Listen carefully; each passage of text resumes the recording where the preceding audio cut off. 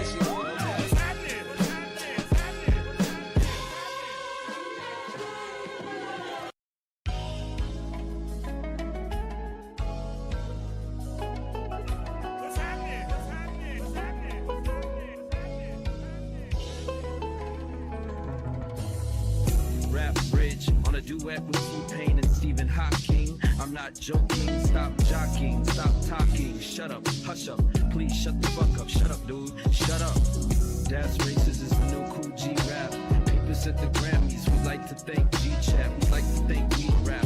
The best rappers be real. Jokes, it's us, come on, be real. Second Latin rapper to like the Beatles. But on the real, they swear I'm blacker than Cheeto, like Don King. Playing Donkey Kong Country at his cousin's house.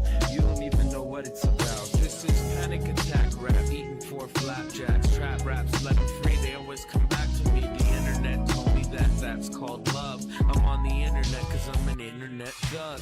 Imma shoe, yes I'm in control, man. Pause vibe emanator, yes I got my soul tan. Soul shine, soul glow, so homo. Catch me on the south side, kicking it with slow-mo. Kicking it with Billy Soto, all the cholos saying mira el toto. Just because I rock it, secondhand Versace. Watch me, watch me. The second hand couldn't even clock me. You couldn't see me like a Cuban playing hockey. Cracker in the chocolate, that's human pocky. Papa looks stocky, mama look chalky. Me, I look a little something like a young shot G. Words come to me like I was a walkie-talkie. All I do is open up my mouth and just rock. See, you are not me. Me, I am possibly everything plus everything that is not me. Jokes that is Nazi. R-U-E, are you understanding everything? Do you got me? Catch me in the trees where it's shady like Lockheed Martin, sparking in the shade of the trees from the park beat. Heartbeat, angels stay singing in the dark like the rainbow in the Ronnie James Dio joint. Hit it from the backcourt like it was a 3-point. I don't give a fuck, I'm a duck to a decoy. No trust in white-faced man like Geronimo. Tried to go to Amsterdam to do us in Guantanamo.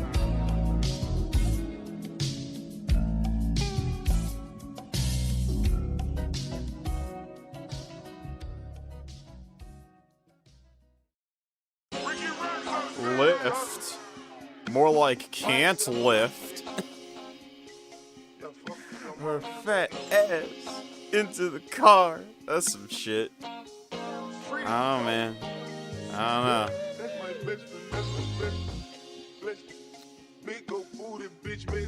It's craziness. But you know, not every car is for every job. I remember when I used to do like delivery shit. You'd be surprised how many people would order fucking big ass TVs that would not fit my car. Eventually, it just got to a point where I had to stop doing it. But I don't know. Shit's crazy. Where's the fucking thing? There it is. How y'all doing? How y'all doing? I'm chilling. Thissa with the 5. Me and Maxine by King 810. Listened to the entire album this came from. Oh my god. It was like listening to a metal band do some avant-garde shit. Jazz metal. Jazz metal? I mean, that don't sound too far-fetched to me personally. I'm pretty sure blast beats originated from jazz.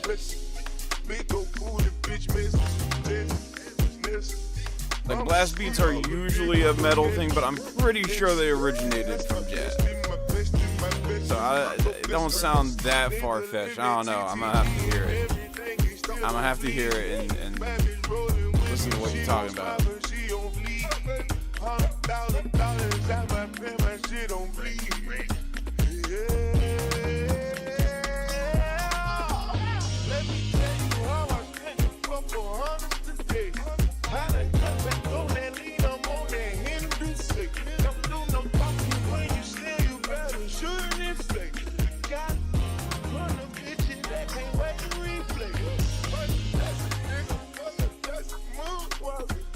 Oh, no, felt like too many cooks in the kitchen. Nah, I know exactly what you mean by that. Nah, bruh. Ah.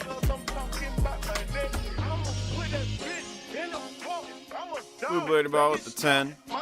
I had a dream last night where I made a game with my OCs, and it was localized in Japan. Connor became Casey, Sophia became Abigail, Hornet, the cyborg, became Stone. Hey yo, I like Stone. Stone is like the most signature default fucking localization name ever. It don't matter what fucking like region or language it's being localized to. I can imagine anyone being renamed Stone in a fucking localized version of something. I don't even need context. Stone is just such a funny localization name that you could just put in damn near anything. And Annabelle the elf became Deet It. Deet It. Better have been popular with iconic characters like Stone. Like it's gotta be chat. Gotta be popular. Oh my god. Yeah, you are a spoiled brat. I'm looking at the cat right now. She been laying around in the studio for like 2 hours now, not wanting to budge. And as soon as I start talking, she starts sitting at the door. It's like, I want to be let out. You're too loud. Fine.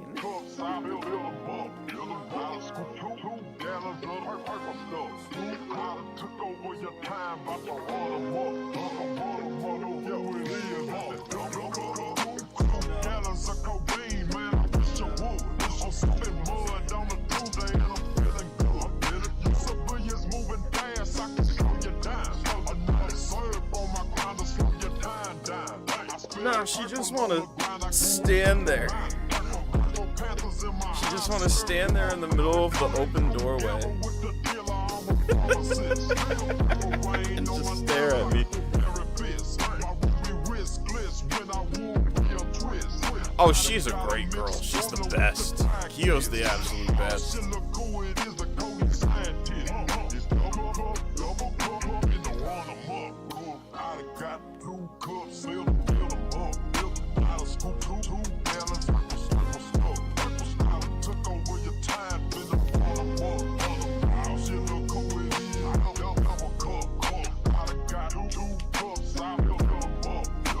She's the absolute best, chat.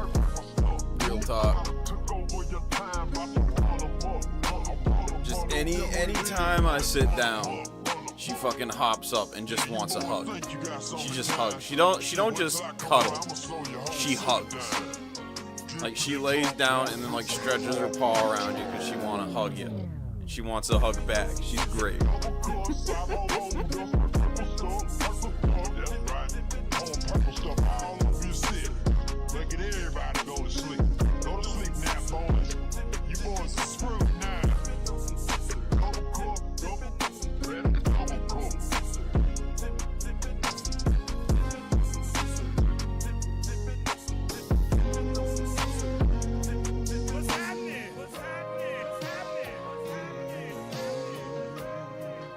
How y'all doing tonight, chat? I'm playing some Kiefer Green, What's Happening 2, Volume 1. Great mixtape. Great mixtape. Oh my god. Speaking of, I got some music of my own that I'm a release at some point officially. Like on streaming services and shit. I want to get a good collection going. I want to get a good catalog. And then just like, I want to do what that one rapper Russ does. And just like, every week, boom, new single, boom, new single, boom, new single. So I gotta build up the catalog. But until then, I can throw out some teasers. I can throw out some teasers on stream, know what I'm saying?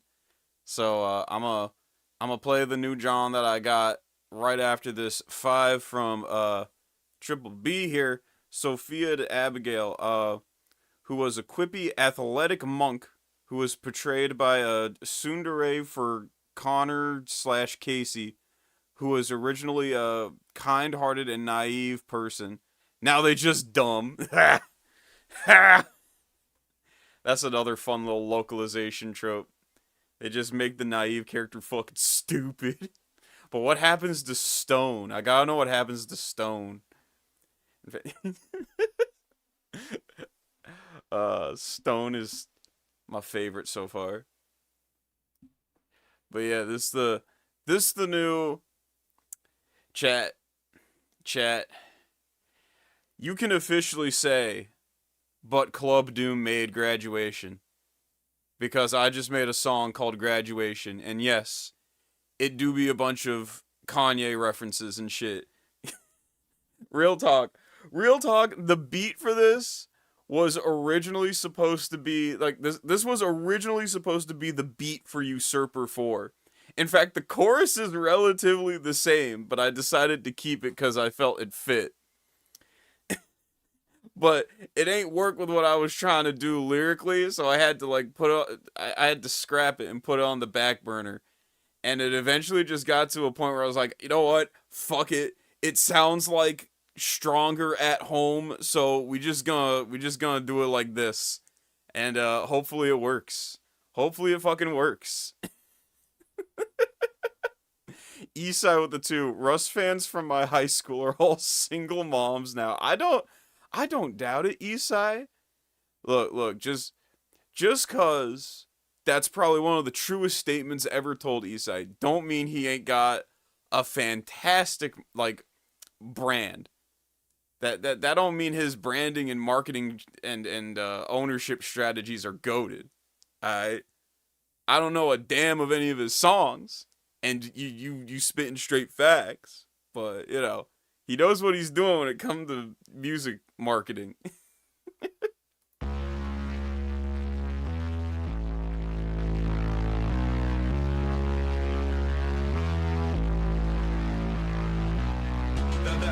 That don't hurt me. You can already tell what the song going. I just need a little push now, cause I'll be on that new God flow. I know where I got to be for now. I ain't got no reason to drive slow. Y'all mucked up letting me in my zone. Now watch me take the old God's throne.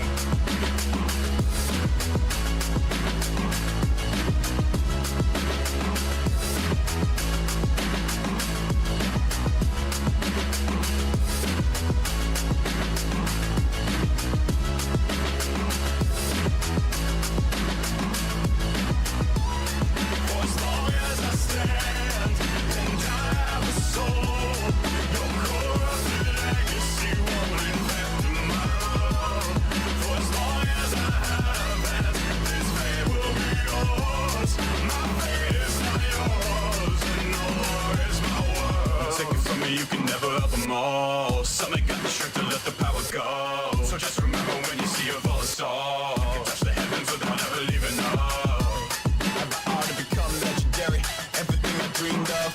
And is that dream really what any means necessary? What if I get my piece up? Is a piece up?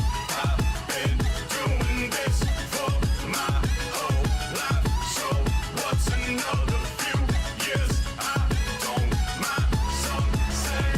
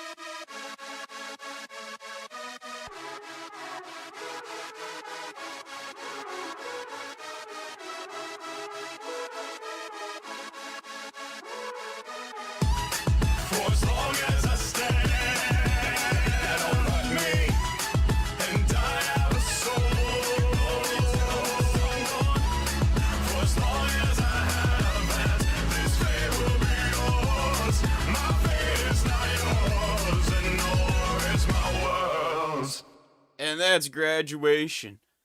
I was gonna call it "We Have Graduation at Home" initially, but nah, we just finna call it "Graduation." That way I can say, "But Doom made graduation." You know, we gotta do it so that So if anyone's like, "Oh, Doom this, that, the three, he's a dickhead," well, you can always say, "But he made graduation." You can always say, "But he made graduation," and that's graduation, chat. And yeah, it is, like I said, Star. It was the original premise for Usurper 4. I wanted Usurper 4 to sound like some. I wanted it to sound like a Yeet song if Yeet blew up and was like rapping and blew up back in the early 2000s. That was the goal. And then none of the lyrics that I like wrote for the story fit with this beat. For some reason, the only thing that would fit, the only things that fit with this beat were Kanye flows. Like, the only Kanye flows worked, with the exception of the hook. And I was like, you know what? Fuck it. I'm gonna just do something else with Usurper 4. Put this John on the back burner. And if I have to just, like, bite a bunch of Kanye flows and make a bunch of Kanye references to make it fucking work, fuck it. That's what we'll do. And hey, y'all seem to like it, so, mission accomplished. Thank God. Y'all have no idea. Y'all have no idea how many drafts for lyrics and flows were made and scrapped for this beat. This beat was a fucking mess. The beat's great, and that's why I wanted to use it. But holy shit, this was like one of the hardest beats I've ever had to write to, and I have no fucking idea why. It ain't any different. It ain't much different from the other shit that I've worked with or like produced. I don't know what. This one was just a bitch. This one was just a bitch to write to. But I didn't want to give up on it. I couldn't give up on it. It's such a dope beat. It is such a fire ass beat. Oh my god. I had to stick to it. And I'm glad I did, cuz y'all seem to like it. Expect this on, like, a video of this and, like, Bandcamp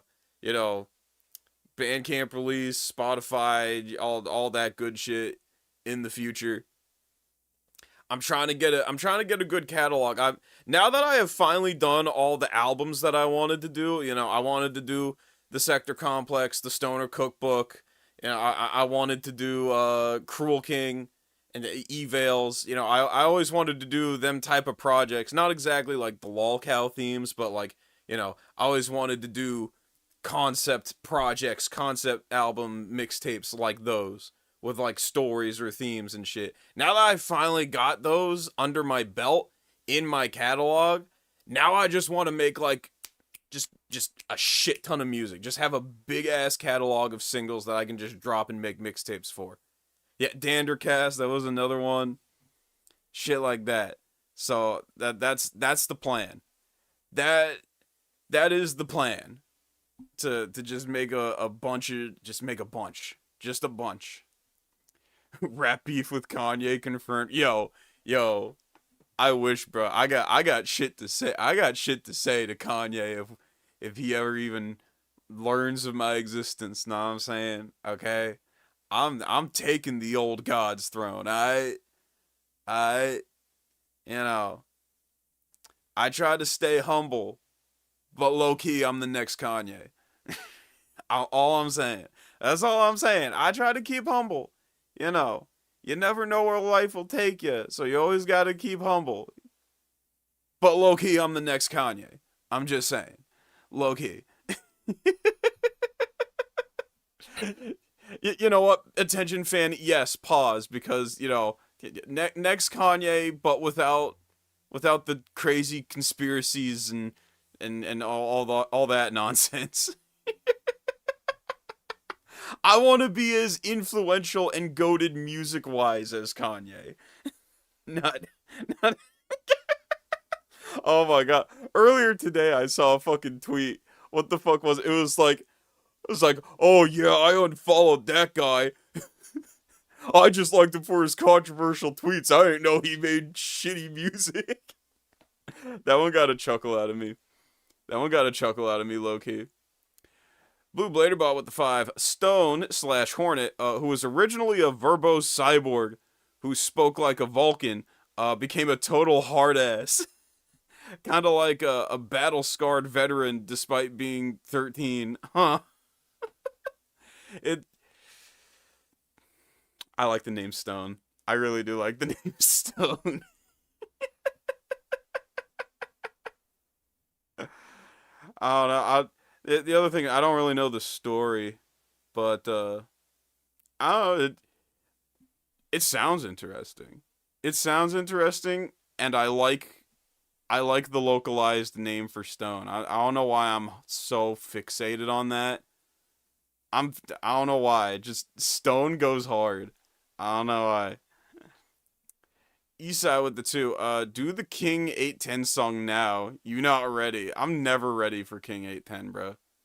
I am never ready for King 810. Every time Eastside suggests a new King 810 song, I sense my heart drops a bit.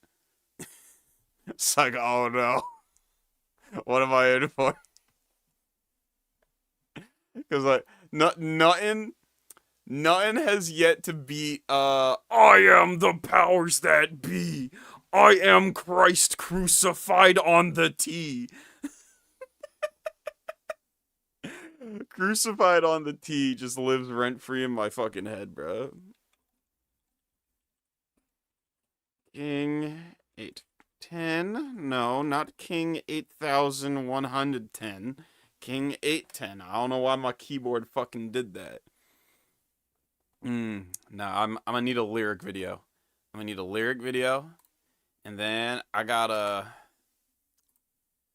Alright, there we go. Hold up. I gotta turn the monitor off, because I guess distracting. Yes, Christ crucified on the T. Not the cross, the T. Oh, man. Oh, yeah, I still need to listen to Circle of Fifths. I ain't done that yet. I might hit that up.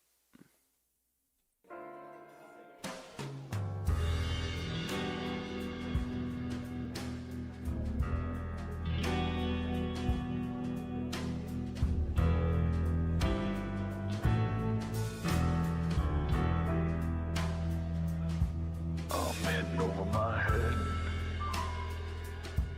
What have I done?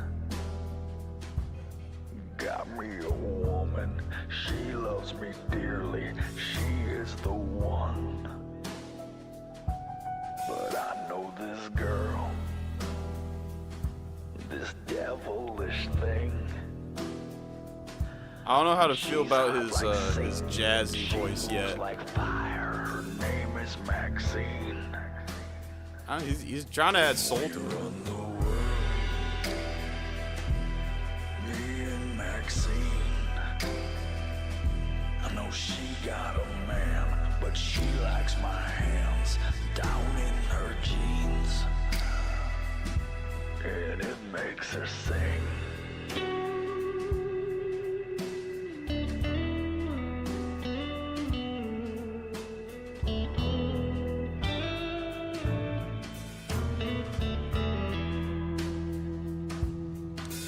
So far, the cringe factor is only at like if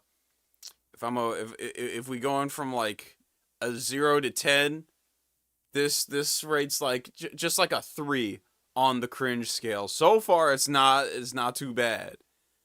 You know, I'm not sure how well his voice fits the jazzy style, but I don't know. It might surprise us. In either direction. That's what I'm scared of. It could surprise us in either direction. Triple B with the 10. I'm debating whether or not to make it into a video game or a comic book. On one hand, I could make the next Shovel Knight, kinda. On the other, I have no idea how to code, but I know how to draw. I say, it always depends on, like, number one, the type of story, the type of idea and the type of theme you want to go for, and like how you want to convey it. Know what I'm saying? Like if you have, I'd say if you know how to draw and you like comics and all that, go for the comics, obviously. But if you have a really cool, fun idea for a game specifically, then, like, you know, maybe start teaching yourself how to code and eventually you'll get it. Know what I'm saying? Like, cause, but again, that's only if you have like a really like cool, unique idea for like a game that you really just got to get out there. Like the reason Evals was the way it is because I always wanted to do a story-driven concept album, like a hip hop opera type genre. You know, the way like Kendrick Lamar's Good Kid, Mad City, or The Roots Undone. Like I always wanted to do something like that. You know, I couldn't not do something like that. That's why Evals ended up the way it is. Otherwise, it would have just been like, I don't know, a dumb idea for a comic or like written like literature fanfic or whatever. But nah, I had the idea and it had to be in music form. So if you got that type of idea for like a game, go for the game. But if you want to do more of like a comic thing, that makes sense too, especially since I think that's your stronger suit probably, since you know how to draw. Also, you know, the same applies to comics. You know, some people got like that comic idea. Like they have a way they want to tell a story through the medium of comics that like they got to get out there too. Know what I'm saying? So, you know, it's just fix it in pre-production is the best advice I've ever been given. I know, I'm supposed to know more of Fitzgerald, more of Hemingway, more of Thoreau, but she keeps me distracted. This devilish thing, and she feels like brimstone when I take her shirt off. She could have wings, and we run the world, me and Maxine. I know she got a man, but she likes my hands down in her jeans. And we run the world. I'm not caring much for the hook, especially if it's just like especially if it's just the same thing repeated twice. In her jeans. And sometimes she sings.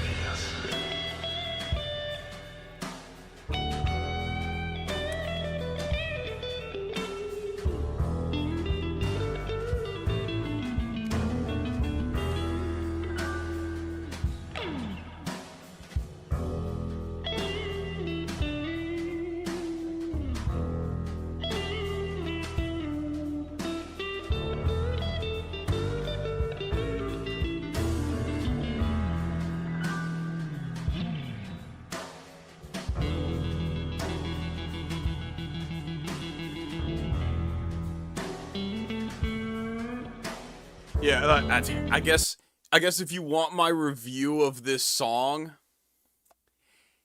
it's not the most misguided or out-of-pocket thing King 810 has ever made. Like idea or execution-wise. But at the same time, it's still King 810, so the bar for that is really fucking low. So take that as you will. take that information and process it however you want. Know what I'm saying? It's not the worst King 810 John I've ever heard.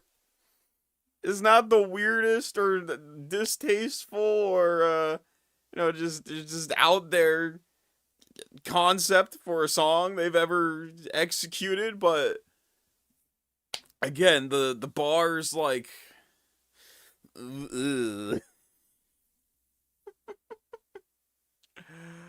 Oh man.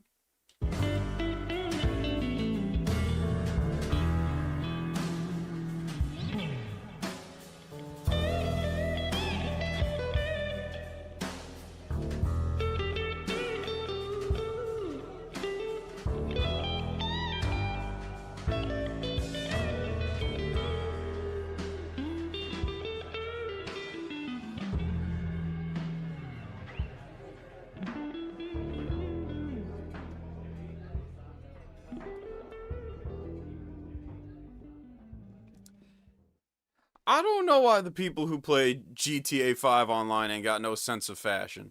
I'm not really on GTA Online like that, but like I've seen enough clips to know exactly what you're talking about. Like, yeah, I don't. That's just the shit that's available, I guess. I don't know. I don't know. It's weird. It is weird. I also like.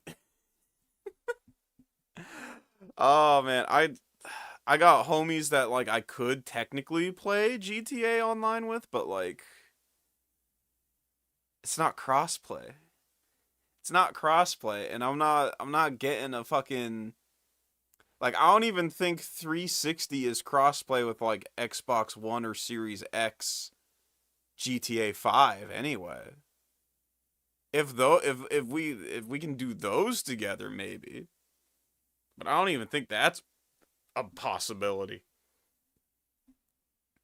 I don't know. It's too complicated for me, and okay, I'm a simple gamer, chat.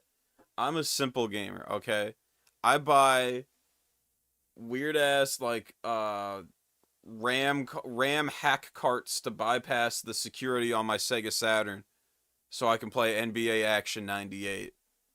That's what I'd be doing. I don't know much about GTA 5 or like the online for GTA 5. I don't even know how that worked. I heard people do like GTA roleplay servers. I don't even know how the fuck that would work. How do you like what kind of roleplay do people be doing in fucking Grand Theft Auto? Sounds like some freak shit if you ask me. Sounds like some freakery. Triple B with the 10. The game idea is a 2D platformer with 4 playable characters. I have an idea on how each character controls. I also like it's a 4-player 2D platformer, but each character has like a different move set, different skill set, and like and ways to move around. Okay. I mean, I like the idea. It's something that will need to be fleshed out. See, my thing is, I think you should do both a comic and the game. I think you should do the comic first, and then as you're working on the comic and expanding upon the universe, learn how to code, learn how to animate, learn how, learn the ins and outs of what exactly you want to do to get like the foundation of the game going, pick an engine like shit, and like build from there. Know what I'm saying? Like something like that. So let's see here. I have an idea for how each character controls, except for Annabelle. Like Sophia, being able to use Street Fighter-esque moves, like 4EX. Okay, hell yeah. I like the idea. I think it's just a matter of like comic first, learn the ins and outs of making a game in the meantime, like on off days, and just build from there. You know, I learned how to produce beats before I learned how to rap. And then after I learned how to do both of those, I learned how to mix. And then I learned how to master. And then I learned the ins and outs of distribution. Know what I'm saying? Like, you just build. You just keep building them skill sets. And then False Avatar with the 15. Give Doom Dance by Gunship. Okay, I was thinking that I was about to say Dance Gavin Dance. I was like, oh god, I remember that fucking band. Oh god. Okay, but this is a different song. Okay, Give Doom Dance by Gunship a listen. From their Unicorn album. Has no right to go so hard. Okay. Alright. I like that idea. Let's see here. Let me screenshot it. Because there was another song that someone just recommended that I wanted to look into. What was it? Hold up. Where it at?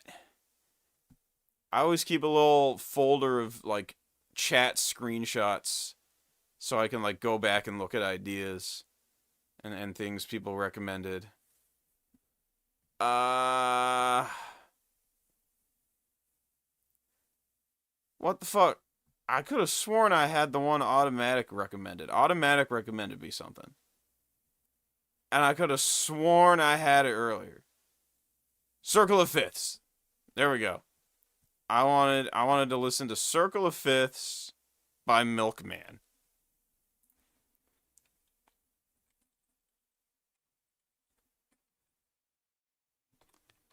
This ought to be good. This ought to be good. From 15 years ago, it gives me metalcore vibes, chat. Is this about to be some metalcore? We getting some metalcore?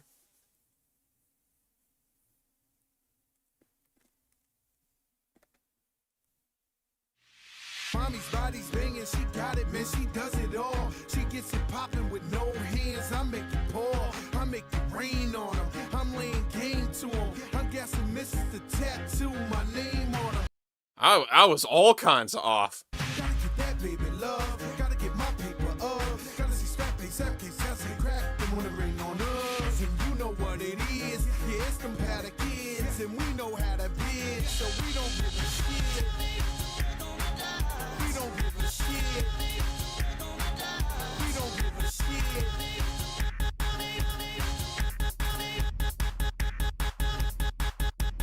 Don't stop, get it, leave how you down, sit it steady, watch me navigate.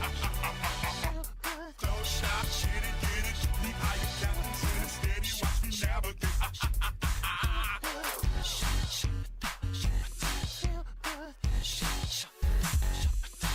Okay. Okay.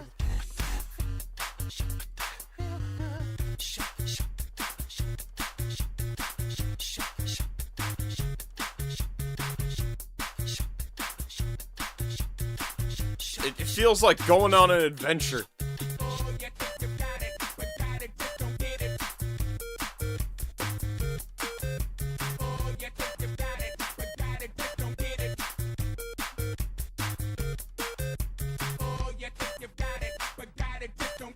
Okay. Okay. Okay. Okay. This got me on the edge of my seat, low key.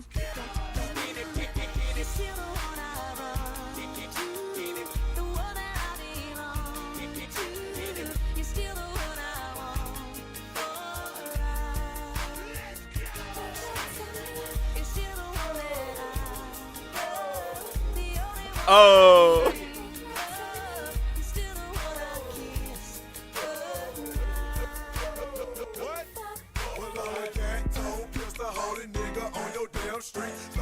Oh, hell yeah!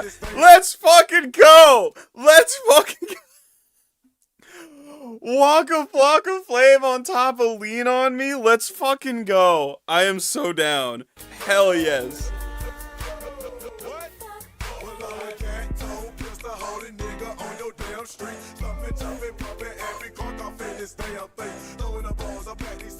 Is that Flocka?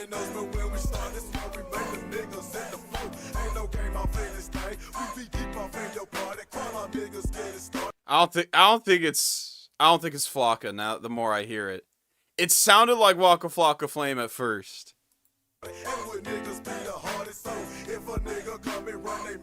But his voice a little deeper.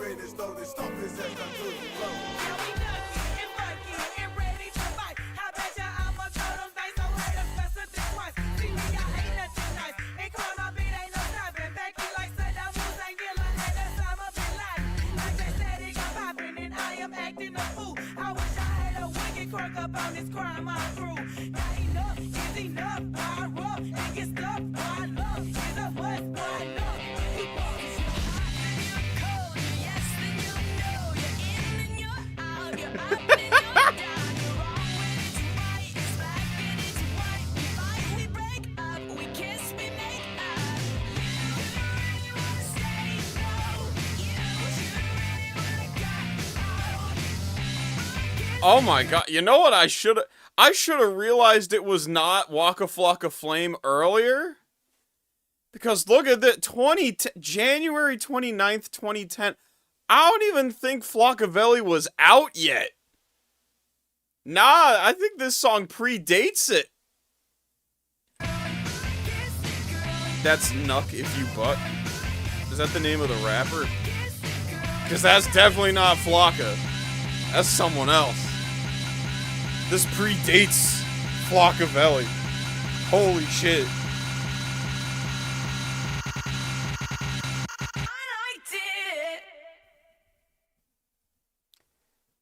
Now I gotta look up, when the hell did Flockavelli drop? Flockavelli came out October. This predates Flockavelli. That was not Waka Flocka Flame. Okay. No, I'm just a dumbass. Oh, Knock If You Buck is the song. Alright. Is the song that got mashed up. Who is the rapper? Who was the rapper, though? Because it wasn't Flocka. Oh, my God. Now I sound like the fake rap fan. I hate it when that happens. Right, Crime Mob. Crime Mob Crew. God. Okay, but like Crime Mob and then Crew, that both those words imply that it's like a clique, a rap clique. So who is the rapper? Unless it's just one guy and he just decided to add 2 words to his rap name that imply that it's a clique. His name better not be just Crime Mob is a group. Yeah, Crime Mob is a group. Okay. Oh, is it like Crime Mob and then they got different names and then Crew? Crime Mob has 2 dudes and 2 chicks. Okay. Alright. That makes more sense. That makes more sense. If it was one person named Crime Mob Crew, I was gonna be fucking pissed. I was gonna be mad. It's like, nah, you can't fucking do that. You can't throw 2 words into your own rap, into your one singular rap name that imply you are a clique. But it's a group. Okay. Alright, good. Good. I would have been upset, chat. I would have been so fucking salty. Because, like, that ain't even fair. That wouldn't have even been fair. Oh my god. Alright, and then someone recommended Dance by Gunship. Alright. Dance. Gunship. Ship. Doom Dance Gunship. Okay, that's the name of the song.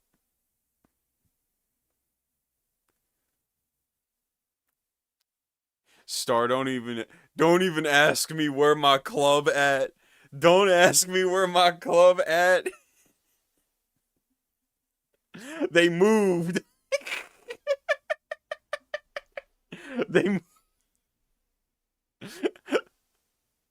Club Doom was originally a clique and I was Keenan. And then everybody moved. Everybody touched grass and got lives.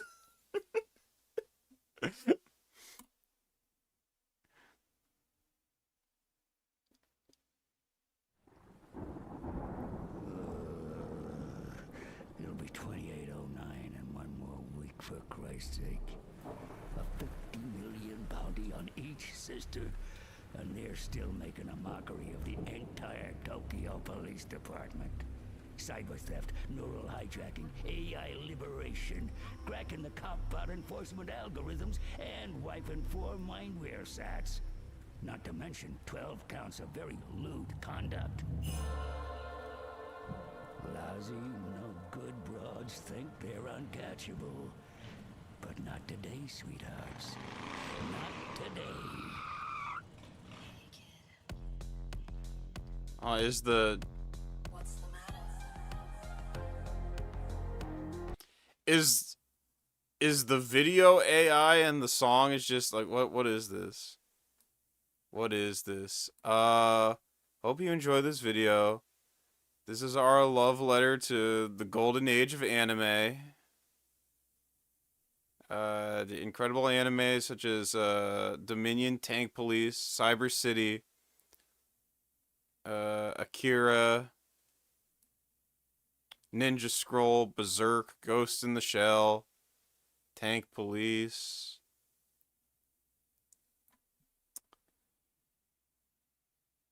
Okay, but where's the Angel Cop influence? Where's the Mad Bull 34 and Angel Cop influence? Know what I'm saying? You wanna live forever? Oh yeah, Smiley Friends is goated.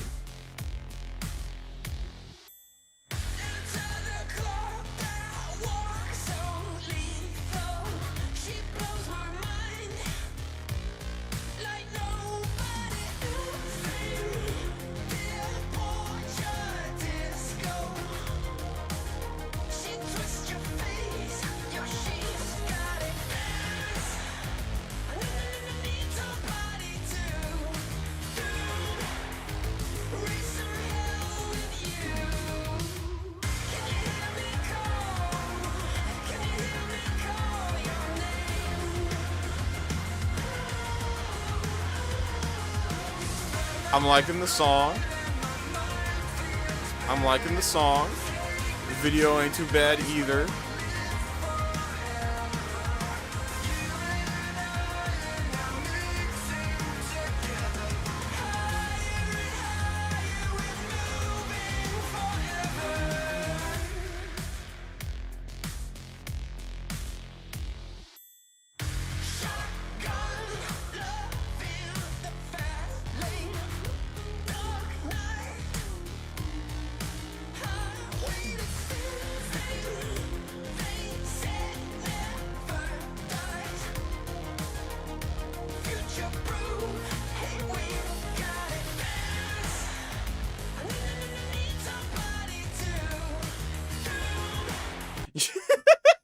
Yeah, we're gonna save the dystopian cyberpunk future with the power of rock and roll.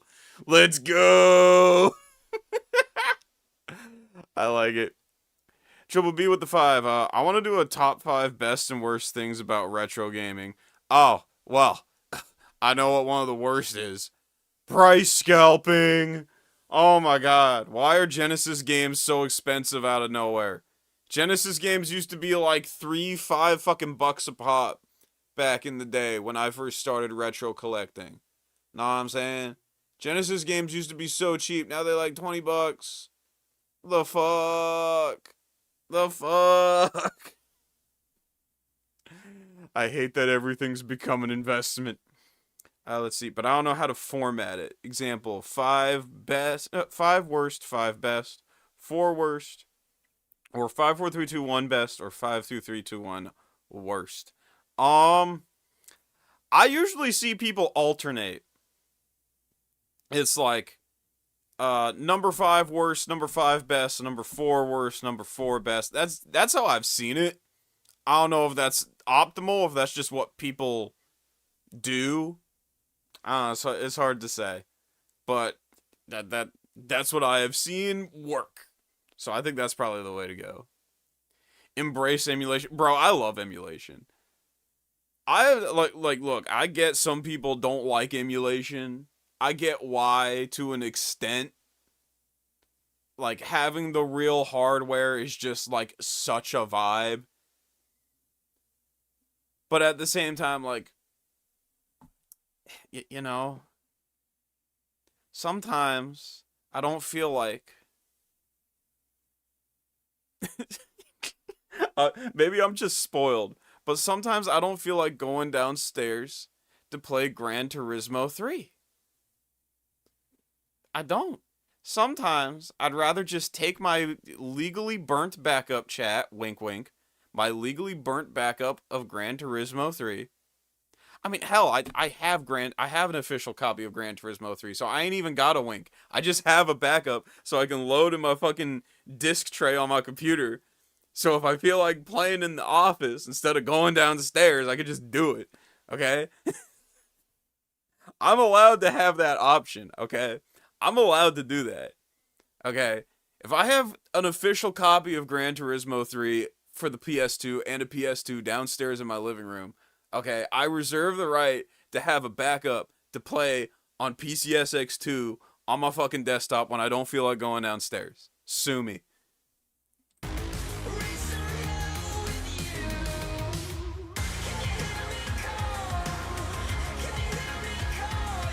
Fatal Frame 2 is $100. Fatal Frame 2 is $100. Fuck you mean Fatal Frame 2 is $100? Nah, bruh. Nah.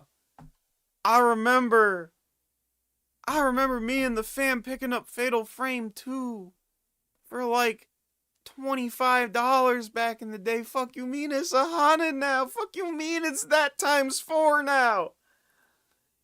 Yikes. Ew. Ew, brother. Ew. What is that? What is that?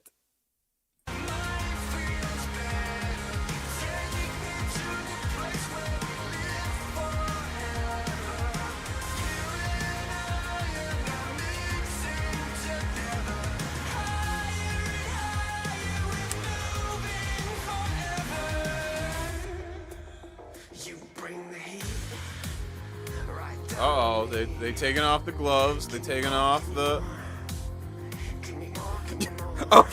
Okay, hold up, chat, hold up. Yeti spotted, chat. There's always that one guy who just has the Yeti. The Yeti cooler. It don't matter if it's like... It don't matter if this was like the most last minute call on the planet. Everyone just heard about it today. We all getting together to do something. It don't matter if it's for like a hike or a last minute gathering or to like help a homie who just like, you know, got himself into trouble and we all need to drive real quick, or like you know, someone had an emergency, we all got to go to the hospital, or even in the context of this, like you know, we all in the dystopian police department, future dystopian police department, and there's a call about you know, two cyborg cat girls causing trouble, whatever. There's always that one motherfucker with the fucking Yeti. And you know bro finna go on a rant about how much he loves Yeti for like 2 hours. It is a good cooler. It's a fantastic cooler. Like, that's the thing. It might be annoying sometimes when they go on the Yeti rants, but like it's a good ass cooler, so I let them talk their shit. Like, Yeti is the fucking cooler to get. That's, if you gonna flex with your cooler, then Yeti's the way to go. If you want to make having a cooler a flex, you get a Yeti.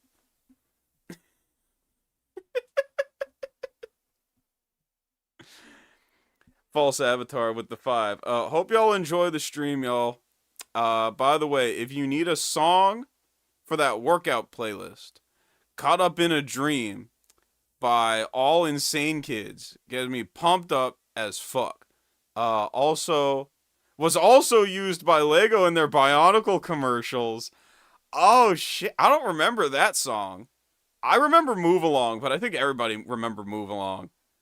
When all you gotta keep is strong, move along, like I know you do. I remember that song. I don't remember this other one, but I screenshot it. I'm gonna check it out for my workout playlist.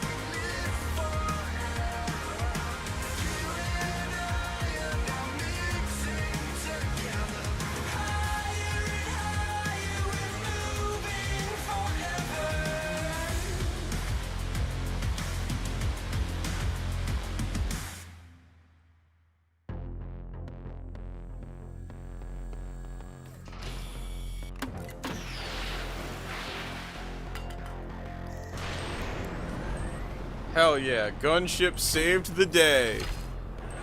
But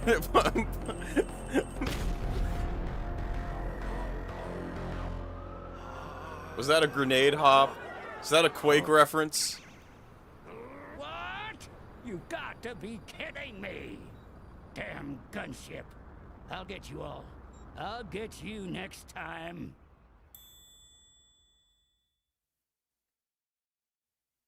I liked it. Pretty good. Pretty good. This also marks the first time I think we've ever spent an entire hour on the music segment of the stream. Real talk. Nice. Nice.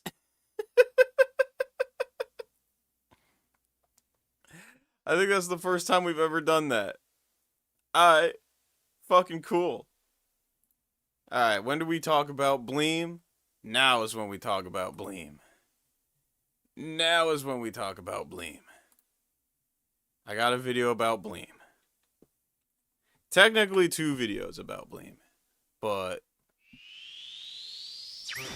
if a console was released within the past few years, chances are there's an emulator out there for it. Some may only succeed in booting up, some may only be able to play a small portion of commercial games, but most emulators you see out there run most games from a console's entire library.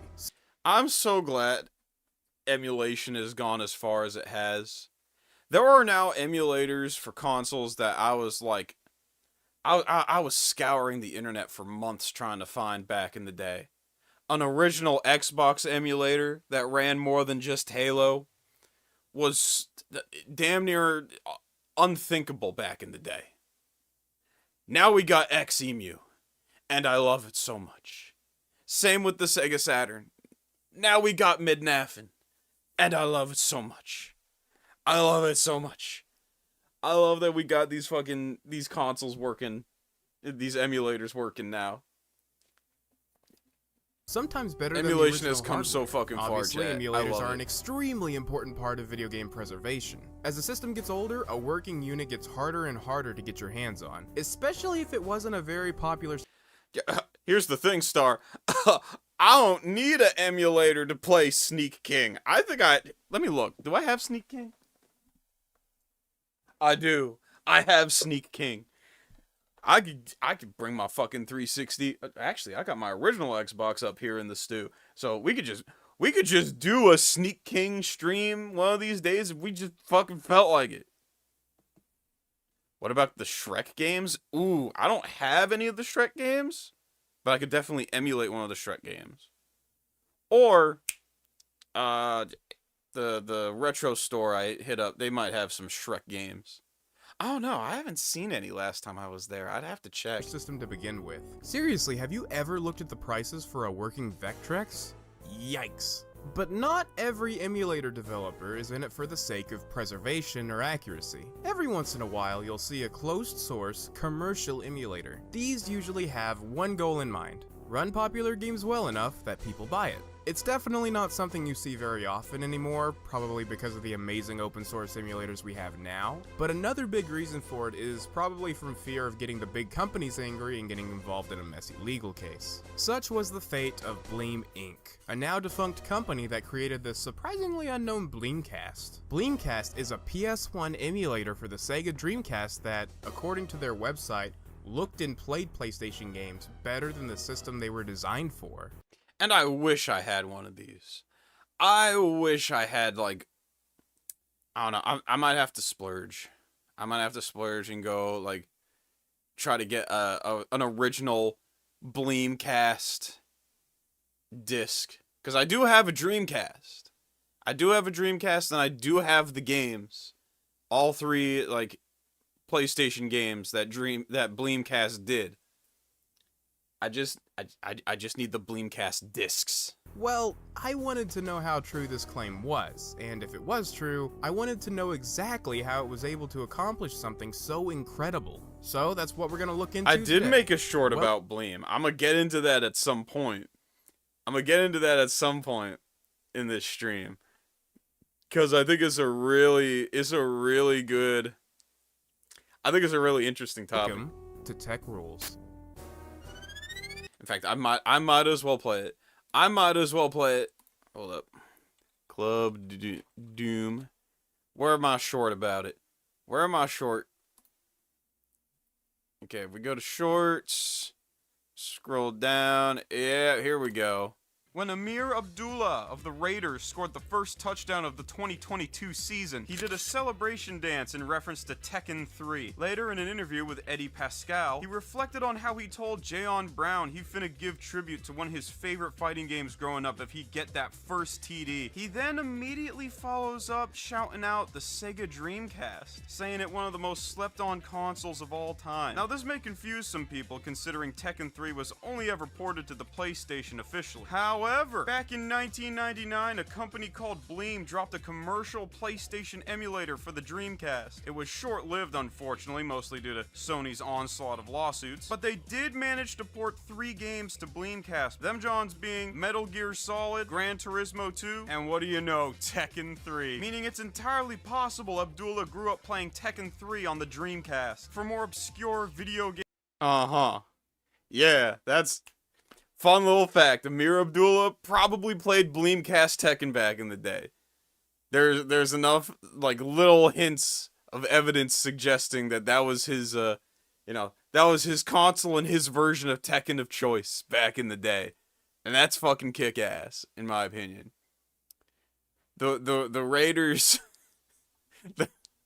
I wish the Raiders had a better season. Oh man, that game against the Chiefs, man. F in chat for the Raiders. F in chat for the Raiders yesterday. But other than that, it's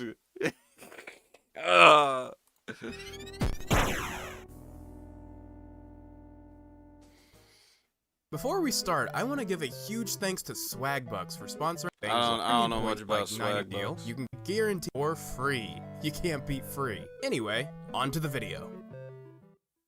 Before we get into what Bleem software does, let's talk a little about what Bleem is. Bleem Inc., often just called Bleem, is the creator of, well, Bleem, which was supposedly a surprisingly good PS1 emulator released in 1999, well within the PS1's lifespan. What does Bleem stand for? I have no idea. One of the first statements on their website reads, "Before you ask, only Randy, the programmer, knows what Bleem means, and he ain't telling." But according to the people who worked with Randy, it probably wasn't anything pleasant. Is it something nasty? Is it something raunchy? Is we talking to raunchy Randy? More importantly though, this was a Is commercial Bleem a emulator, euphemism? and while it did have an impressively high compatibility rating, it only worked on very specific hardware. I would love to show you the emulator in action, but I don't have any actual hardware readily accessible that I could have shown it on. But that's okay. Their PC emulator is not what I wanted to focus on. Let's talk about Bleemcast, or as it's sometimes called, Bleem for the Dreamcast. This was a commercial emulator too, but it was released a little differently. Instead of just releasing the emulator and letting you run whatever game you wanted, Bleemcast was going to be released in packs, and each pack would run a huge selection of games. Obviously, those games weren't included with Bleemcast, you had to buy them yourself, but each pack gave you access to different PS1 games to play on your Dreamcast. And it's not what they ended up doing anyway. But look at that. I would have loved this particular pack back in the day. Obviously, those games weren't included with Bleemcast. Like look at this. But each This pack would have gave you been access to different PS1. Bro, this would have been gas. Look at this. Gran Turismo 2, Final Fantasy 7 and 8, Darkstalkers 3, Crash Bandicoot, Crash Bash. Let's see here. Bloody Roar. Okay. Biohazard 3. So basically, Resident Evil. Tenchu. Oh my god, Tenchu was fucking goated. I love Tenchu. Tenchu's so good. Xenogear. Ooh, Tony Hawk Pro Skater 2. That's what's up. So like a decent little pack here of games that would work. However, they underestimated the amount of testing that would have gone into doing this. The thing about releasing an emulator like this is the games advertised are expected to be 100% playable all the way to the end. On top of this, Bleem themselves seem to have a very high standard for their emulator and That's wanted every insane. game to run flawlessly without bugs or slowdowns. It quickly became apparent that releasing Bleemcast like this would require countless years of development and really wasn't worth it at the end of the day. What they chose to do instead was to release a Bleemcast disc of every individual game for a lower price than the packs would have been. This decision probably seems a little weird. If you want to buy a PS1 game specifically to play on your Dreamcast, you have to buy the PS1 game and the corresponding Bleemcast disc, but it was still cheaper than buying a PS1 if you only wanted to play a couple of its exclusives. And if you happen to have a Dreamcast already. Which I guess makes sense. I guess that makes sense. As far as its performance, and it's like, why would you want to play Mortal Kombat 4 for the PlayStation if you already have MK Gold? Know what I'm saying? well, you'd have to forgive me for being a little skeptical, especially since their website talked like all Hydro about Thunder. the graphic improvements, but nothing about how well the game ran. Allow me to explain my skepticism. Emulating a game takes much more power from a machine Or Capcom versus SNK. What else? Okay. than simply running one. Say you just ran a normal game on your PC. The greatly simplified way this works is the game sends instructions to your computer's hardware. These instructions tell the computer exactly how the game should behave, how the graphics and sound should be, and so on. As long as your computer's powerful enough to process these instructions in time, the game should work fine. Now, if you were to emulate a game on your PC, that would be a different story. The game's set of instructions weren't designed for your PC, they were designed for whatever system it was supposed to run off of. An emulator's job is to pretend to be that original hardware and translate those instructions into something your PC can actually understand. Now the PC has extra work to do. It has to quickly translate the game's complex instructions using the emulator's own set of instructions, and then it has to run those newly translated instructions, and it has to do all of this in the same amount of time it would normally take a PC game to, well, just run. Right, so it's a bunch of extra steps. So they added extra steps. Oh yeah, Dino Crisis. Oh, Resident Evil. I'm forgetting Resident Evil as well. Suddenly it's a lot more work for the same result. This extra work is called Tony Hawk Pro Skater. overhead. The more complex the emulated game and its instructions are, the more overhead you have, and the harder it is to run the game.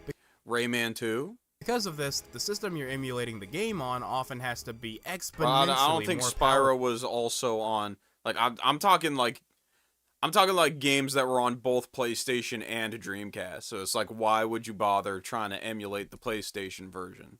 Know what I'm saying? So it's like why would you want the Bleemcast version of Tony Hawk Pro Skater when the Dreamcast already got Tony Hawk Pro Skater? Know what I'm saying? Powerful than the system it was originally designed for. That's not to say the Dreamcast isn't more powerful than the PlayStation. By all means it is. But is it really powerful enough to emulate a system released only 4 years before? Naturally, I needed to see the performance for myself. So after some searching I don't on think eBay, Croc was I on. managed to get my hands on some Croc wasn't on Dreamcast. It was on Saturn, though. I believe Croc 1 was on Saturn. Bleemcast games to try out. Now, this video is focused on the technology behind the Bleemcast and not reviewing it, so I'll try to be brief and just go over the interesting parts. For one, the cases have very tongue-in-cheek writing, which, after seeing their website, I wasn't really surprised by. Bleem is not under license from, affiliated with, or otherwise kissing up to Sony, Sega, or anybody else. Nice. And we like it that way. Even the fine print of this case is full of snarky quips. The inside of the jewel cases actually have a second space for a disc. This is neat since you can put your PlayStation game in here and keep everything you need to play in one place. I mean, that's convenient. Gotta give them an applause for that. Gotta give them their flowers for that. They thought ahead. They really did think ahead. However, this is a little weird for the case of Metal Gear Solid, which is so dummy thick that it's shipped with 2 discs. I guess one of those is staying out. Using Bleemcast was simple. Oh yeah, I You love the insert Saturn Bleemcast too. The disc Saturn's in the game. goated. The Saturn has officially become my favorite console. It really has. Like, back in the day, probably not, but like, with the homebrew scene and the ROM hacking scene the way it is now, like the Saturn homebrew scene do not need to go as fucking hard as they do. But they go fucking dummy hard. Real talk. No official Sonic Extreme ever released. Boom. We made our own. Multiple people have made their own little Sonic Extreme homebrews. The Doom port for Saturn sucks. Boom. We made a ROM hack fixing the frame rate issues and added the 3DO fucking soundtrack just because. No good PvP first-person shooters on the Saturn. Boom. Hellslave. No, not a lot of 3D platformers on the Saturn. Boom. CubeCat. It's the original like Silhouette Mirage English translation on the PlayStation was fucking stupid. Boom. We translated it and made it good on Saturn. Let's fucking go. So like Saturn's officially become my favorite console as a result. Game you want to play, and when prompted, you swap discs to the actual game. As for performance, Oh yeah, and the Japanese well, library I go expected hard something too. based on how highly they praise their product on their website, but what I didn't expect was for the games to run just as flawlessly as they had claimed. Like, I thought a lot of what they were saying was Quake Deathmatch on Saturn, I wish. Not see, that's the thing, Captain Lamb. That is Hellslave. That's what Hellslave is. And me and the homies been playing it whenever they come over, because I have it. I have Hellslave. It's a fun little, like, Quake-esque PvP Saturn first-person shooter. And it's free. You can download the ROM off of, like, the Sega Extreme forums. And just play it. was just hyping their own product up, but to their credit, the games run at full speed and rarely ever slow down. In fact, notice how I've been mostly showing the same 3 games? Yeah, you probably already figured it out, but that's footage directly from my Dreamcast. Now, there is very minor slowdown from time to time, but you rarely ever notice it. In fact, there's a slowdown I saw happen consistently. Yeah, Metal Gear Hellslave's Solid, goated, I didn't even dude. notice. Hellslave is fucking great. It's, I've played it on stream before, but, like, I don't remember what stream it was. Because it just seems like a natural pause in the song. Impressive, Snake. Impressive, Snake. You know what? He's right. He's right about that. It do sound like a natural place where there'd be a little pause, maybe just for dramatic effect. And like, it's not too far off beat either. Natural pause in the song. Impressive, Snake. Impressive, Snake. As far as the rest of the gameplay goes, the controls are remapped in each game to be as comfortable as possible. Apparently, you could even use a Dreamcast steering wheel in Gran Turismo. Saving's pretty straightforward too. The VMU in your controller's first slot functions as the PS1 slot 1 memory card. The only drawback though is it needs to format your memory card into Bleemcast's own format. That means you can't have normal Dreamcast save files on the same memory card you keep your Bleemcast save. Okay, so remember that for anyone who want to actually invest in Bleemcast. You got to have your own dedicated VMU. Remember that. You need your own dedicated VMU for your Bleemcast saves. Otherwise, shit won't work. Files. But the newly formatted memory card will work for all the Bleemcast games, so that's nice. Also, they weren't lying about graphical improvements. Not only do the added anti-aliasing and filtering look really nice, but the resolution itself is vastly superior to the PS1's. These games look better here than they do on PS2, in my opinion. Alright, I'm done gushing. Now that we know that Bleemcast works well, we can focus on what I was really interested in figuring out. How does this thing even work? Coming into this, I had 3 questions. The first one had to do with how the Bleemcast even runs on a Dreamcast at all, despite the fact it's clearly not licensed by Sega. I'll explain why that's surprising in a second. After answering that, I wanted to know how it managed to run these PlayStation games at full speed. Sure, extensive coding and testing for specifically one game helps, but it was still incredibly baffling to me that the coders at Bleem managed to pull this off. And my last question isn't really a technical question, but I was still really curious to know exactly how legal or illegal this was. Oh my god, and bro, when you hear the answer to 3 finna piss you off. It pissed me off low-key. The answer to 3 is so...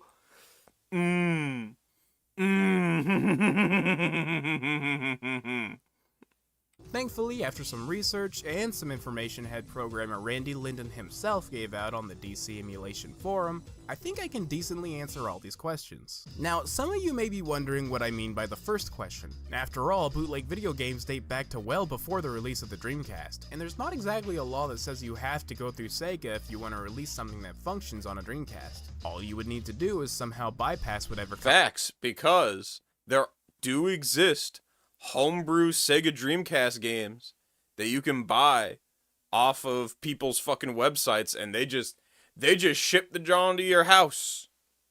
You know, you can just order the game. I forget the name of the game. There's a real popular one. I think Sega Lord X reviewed it.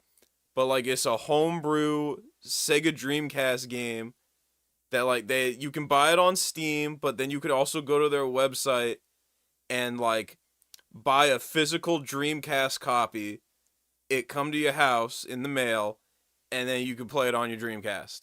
I forget the name of the game. I wish I remembered it. Copy protection the Dreamcast uses for its CDs. Well, that's the thing. When designing the Dreamcast, Sega decided to use the very aggressive copy protection method of, well, not using CDs at all. Yeah, instead of putting its games on CD-ROMs like most disc-based consoles at the time, Dreamcast games are stored on GD-ROMs. GD-ROM is short for Gigabyte Disk Read-Only Memory, fittingly named due to the fact that you could store a gigabyte of data on them. More importantly though, it wasn't exactly something that was easily accessible, considering this format was designed by Yamaha exclusively for Dreamcast games. Damn! And they got Yamaha to fucking do it? Damn! They built their own format just for copyright protection. As a consumer or small company, you wouldn't really have been able to get your hands on a way to mass-produce GD-ROMs without going through Sega. So, assuming that Bleemcast isn't a GD-ROM, how is it running on the Dreamcast? Well, I had a pretty good guess starting out, and when the discs came in, I remember the cover the PS2 Neopets any game. MIL CD compatible. I forget the name of it, but I remember you played as like one of the dog pets, one of the dog Neopets, and he was like in a night suit and he had a sword.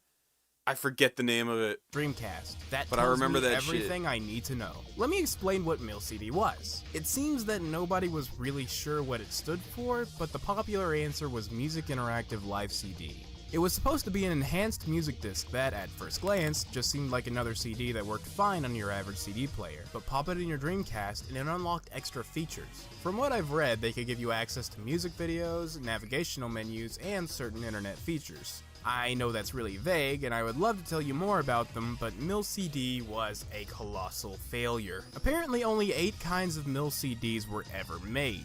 Damn. Let's see here. Anything I recognize? Nope. Nah, I don't recognize a single one of these. And they were all released in Japan. As you can imagine, Yeah, and these that makes things are sense. very rare and horrendously expensive. But what the mill CDs themselves did isn't very important anyway. The technology itself is the interesting part. After all, it uses CD-ROMs. That's the perfect entry point. This was what made it possible for hackers to eventually figure out how to make their own mill CDs and completely bust the system's security wide open. Makes sense, and that's how. Yep, that's how they did it. An exploit with the little CD, not CD add-on, just like the weird CD shit that they made it exclusively in Japan.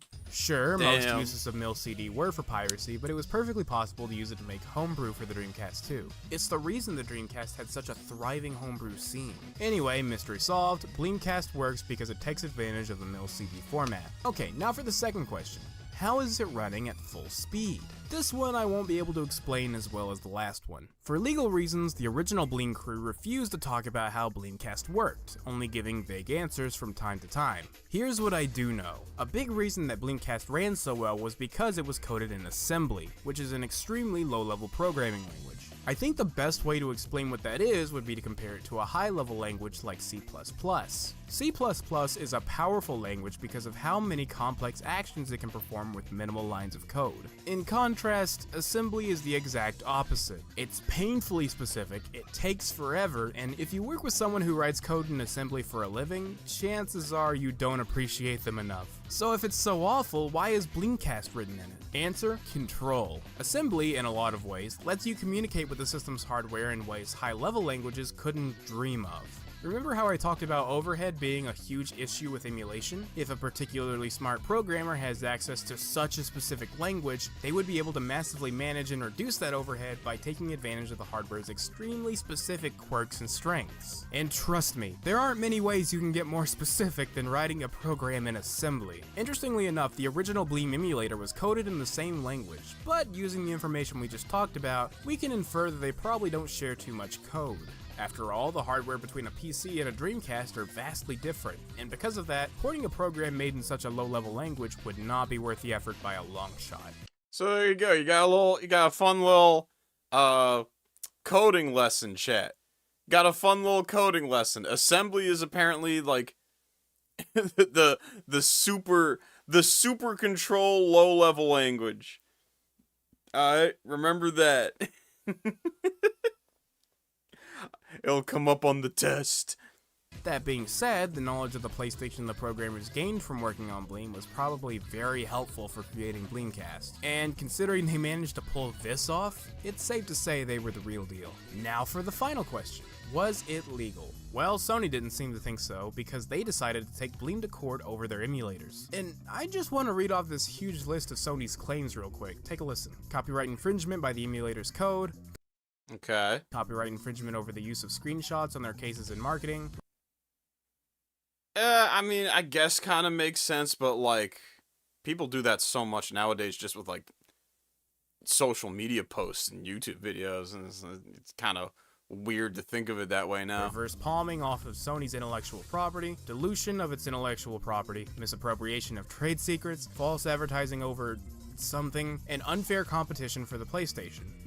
Unfair competition? That don't even make... Fuck you mean unfair competition? You're still selling the games. Oh my god. Now, this isn't law rules, so I won't go over all of that, but you know what? Sony didn't win a single one.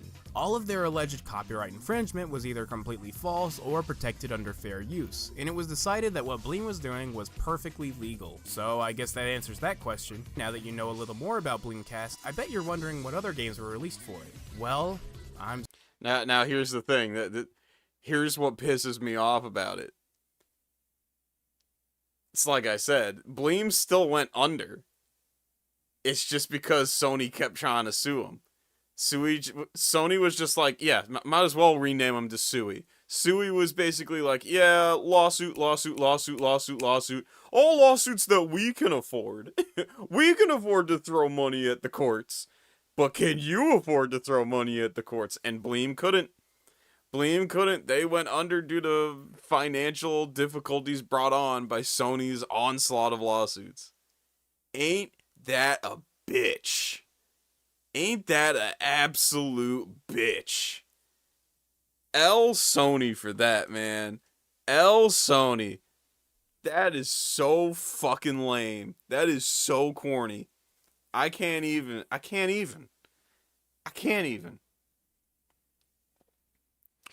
Blue Bladerbot with the 10. Also, Annabelle Diedlit was normally shy, friendly, soft-spoken, elven wizard who was also an environmentalist.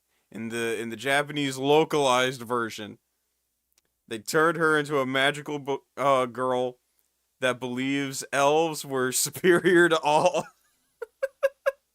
An elf supremacist. I don't know why that's always all too common in elf lore, in different fantasy lores. I don't know why. In almost every fantasy lore I can think of, there's always that one elf supremacist. I'm sorry to say that these three are it. Sure, Bleem won in court, but the legal fees required to fight Sony was nothing short of devastating, and the company could no longer stay afloat. In November 2001, Bleem's website was updated to simply show this image.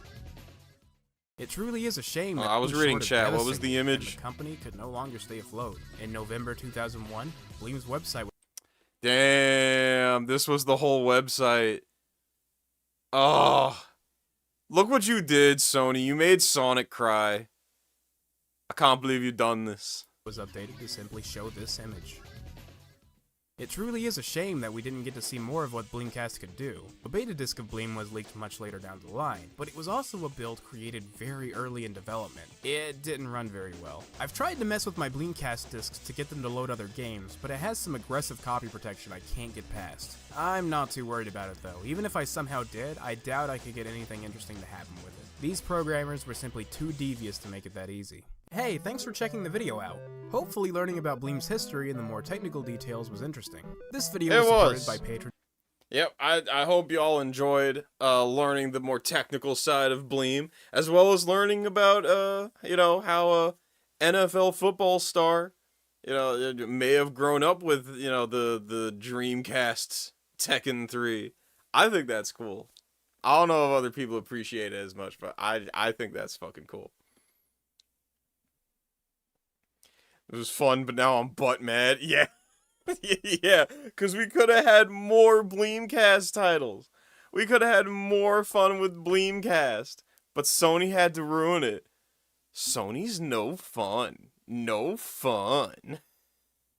No fun, Sony. Oh, and then there's Nintendo. Don't even get me started on Nintendo, bruh. Don't even get me started on Nintendo. Oh my god.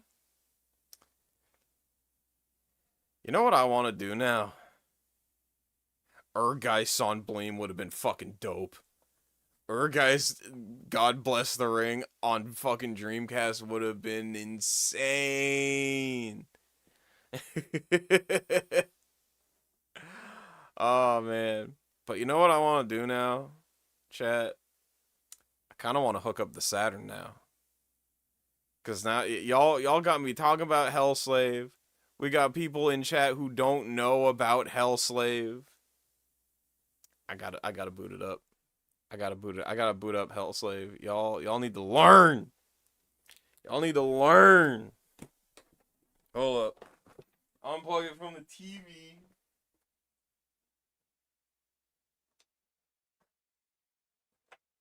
Get this going. Alright.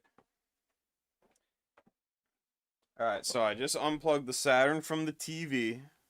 I'm about to plug it in to my adapter. I got a little adapter here. Composite to USB converter. Know what I'm saying? So I'm going to plug these jacks in. Hopefully this reach.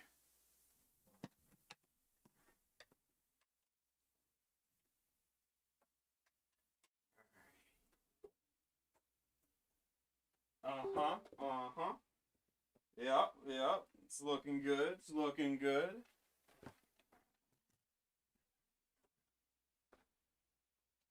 Gotta take out NBA Action 98. Alright. Let's see here. Gotta go through my little booklet of burnt games. I gotta find Hellslave, the homebrew title.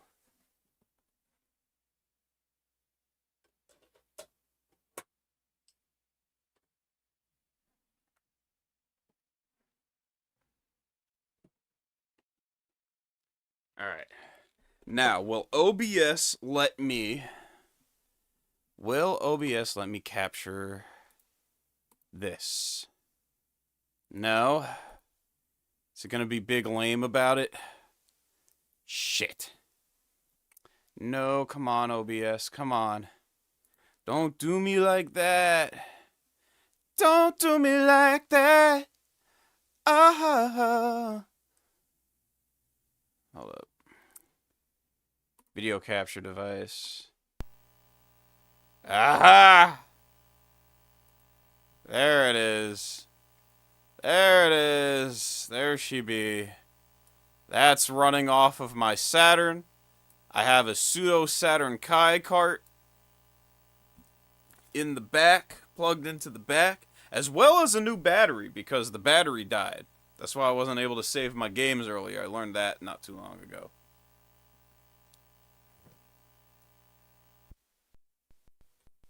Alright.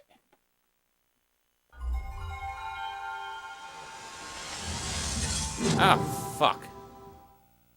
Where's the sound? I wanted the sound.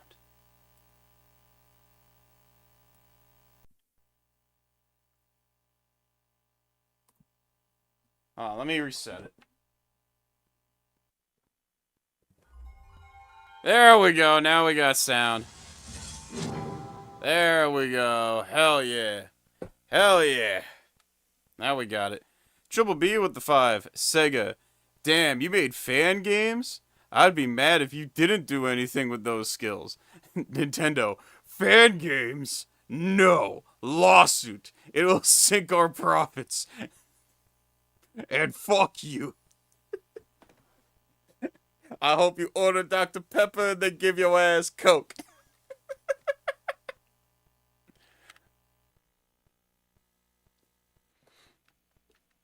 But yeah, if you want to play Hellslave on an actual Saturn, you will need to burn it to a CDR, and you will need something like a pseudo Saturn Kai cartridge,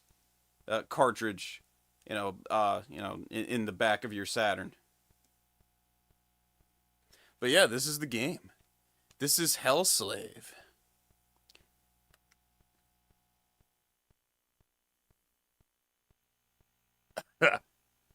Vasectomy software. It's loading.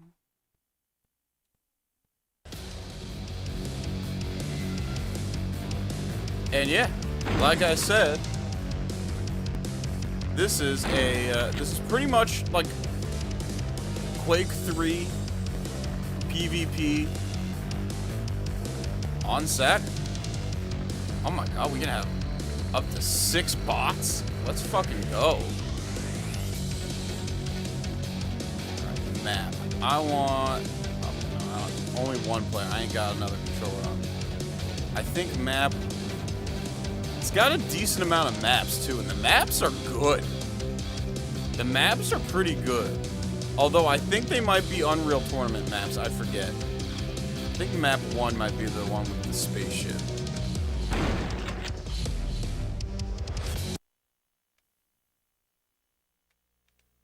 Nah, it ain't. Whatever. That's fine. I like this map too.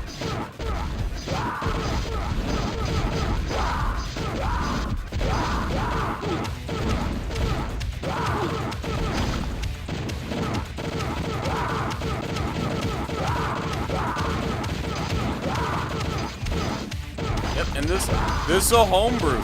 Someone just made this.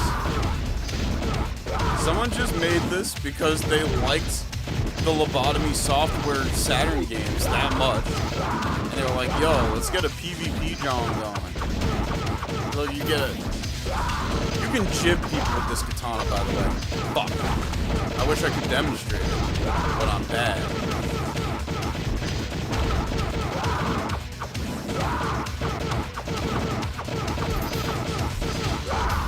And there's, you can aim just like in the lobotomy software games, but it also got like the auto aim shit.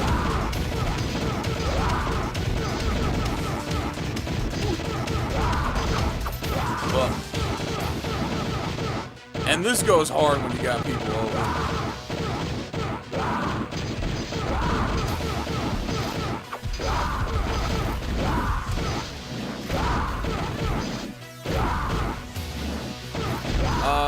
They're mostly hit scan. Pistol, as far as weapons go, you get a pistol and a shotgun. And them John's hit scan. But then you also got flamethrowers and a katana and nades. I don't think those are hit scan. Alright, there's the shit. Oh, there's a guy.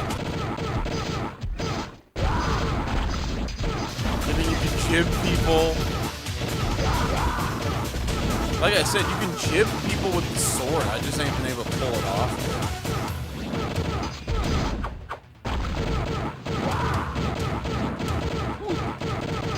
Yeah, it really only slows down when you get like a lot of people playing it. Like if you start playing like split screen with like you got like 4 people and a multi-tap or whatever it's called for Saturn. Yeah, then it really does slow down. Then it's slow as shit. But it's still fun.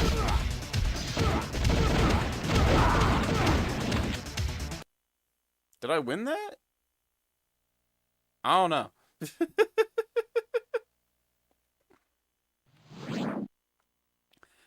But yeah, that's Hellslave, and then let me show you some of the other homebrews. Since I got the Saturn on, let's show some of the other homebrews. Again, homebrews. These are games that people are just making on their own. Like on their fucking like laptops and shit.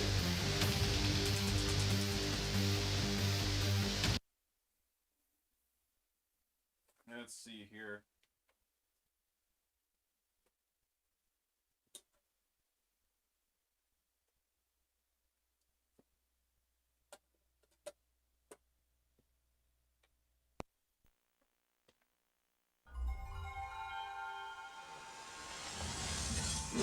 Gotta show off Cube Cat. I love me some Cube Cat. Start game.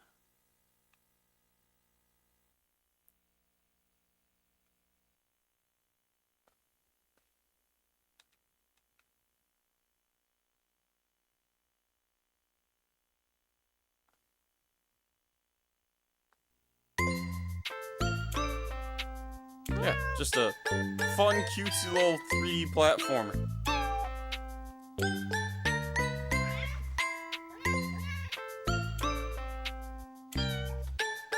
This is the little overworld.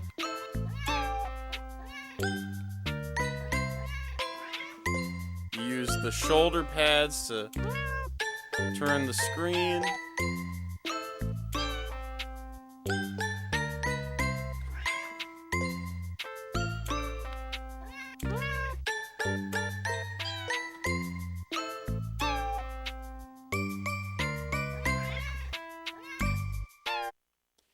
And there's like, I forget how many, again, since this a homebrew game, I think it only got like 3 levels. But even then, like, an overworld and 3 levels, that's not bad. That's not bad.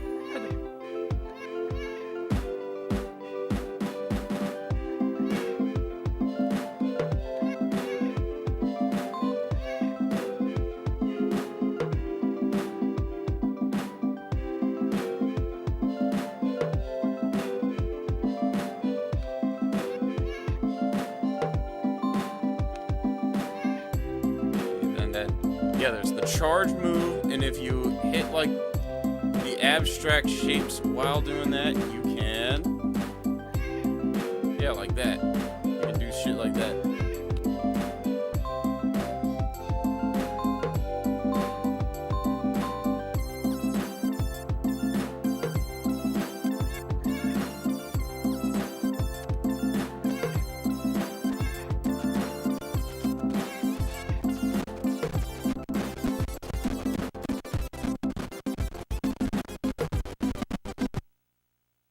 Oh, yeah.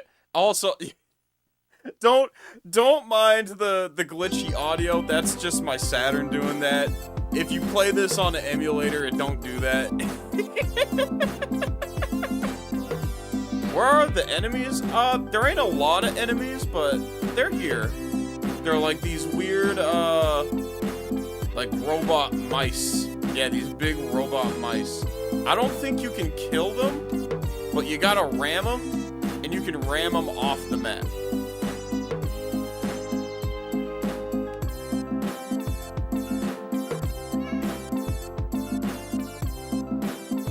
Shit. Boom. Yeah, like that. Get out of here.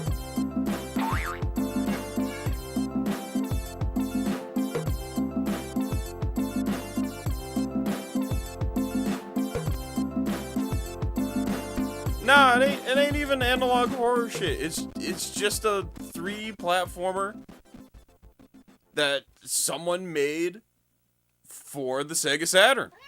Because they like the Saturn, and I missed that.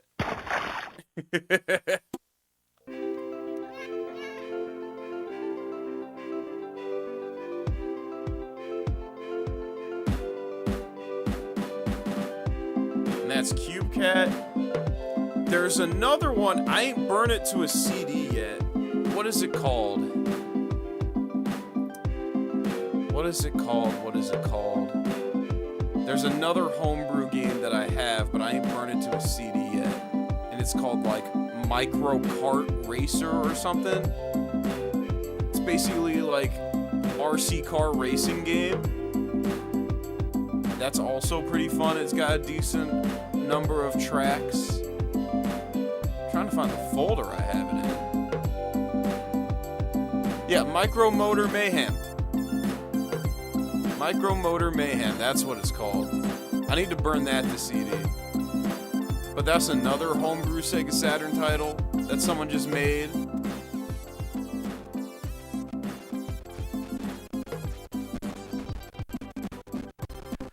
Well, it's making Saturn homebrew games is actually like, it's accessible. I don't know shit about coding, so I'm not gonna talk to whether or not it's easy.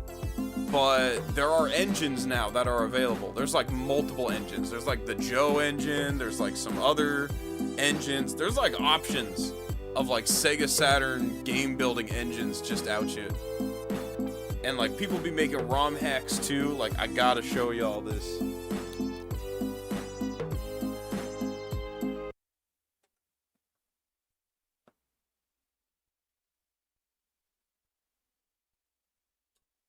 Alright. Bear with me, chat. I gotta find. There it is.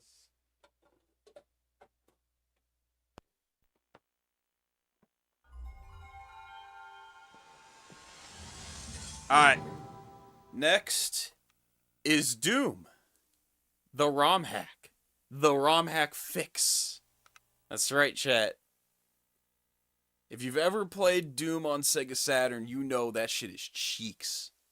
The Saturn port was cheeks. John Carmack fucking ruined it.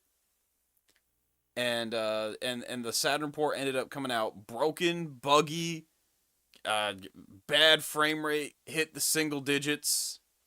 Fucking awful. Well, someone was like, you know what? Fuck it. Let's just fix it. Let's just make it playable.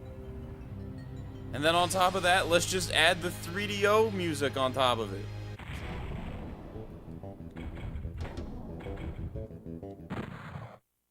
Yeah, this got the 3DO music.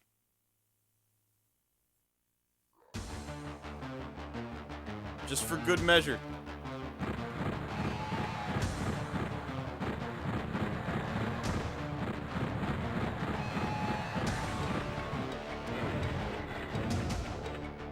look at this.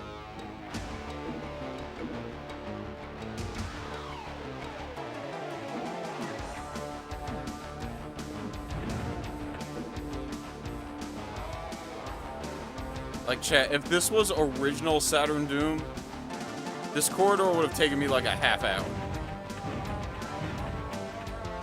Now, it's still got some weird things. The shotgun fire rate is still obnoxiously fast for no reason. So it's still got that. But if you've played original Saturn Doom, you know this is not how this game runs.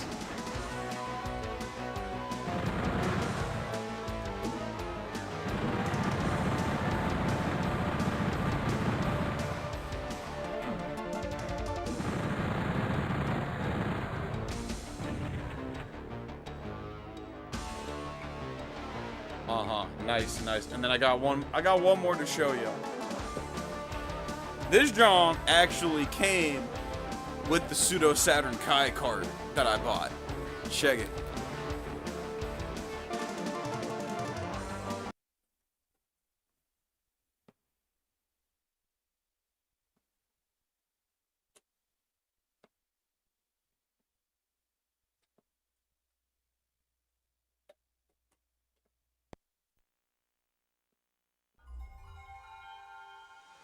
This next game is called Bulk Slash. Someone in chat mentioned how the Saturn's Japanese library is goated. And yeah, the Japanese Saturn library got like an additional 400, 800 games that we never got here in the States. Know what I'm saying? One of these games is Bulk Slash. Is like some kind of giant robot mech game. But this a ROM hack. And what exactly did they do? They translated it to English, chat. They translated it to English. Not only did they translate the text to English, they added voice acting. There is English voice acting. You gotta head out, Dark Leaf. Have a good one, man. Appreciate you.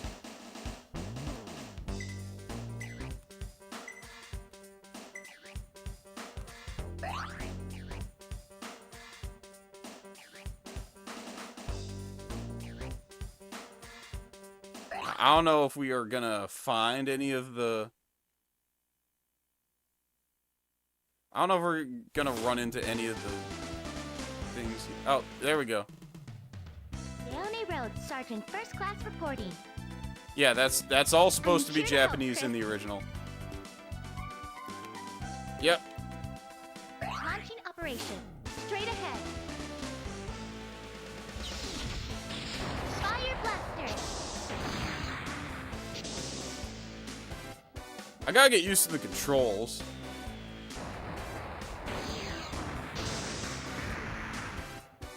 Nearing target. To the left.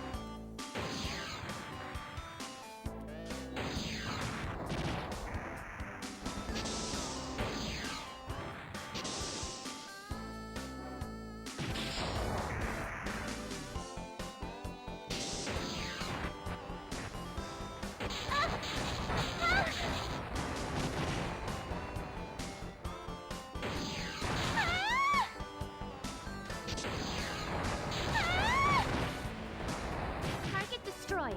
Remaining 4 targets. To the rear. Like, they ain't have to go this hard, bruh. They ain't have to go this hard. They ain't have to fucking hire voice actors and shit. They, like, hired voice actors and shit for this. Like, this is insane. And that's why the Saturn has officially become my favorite video game console, chat. I have never seen such a dedicated community to keeping a console alive.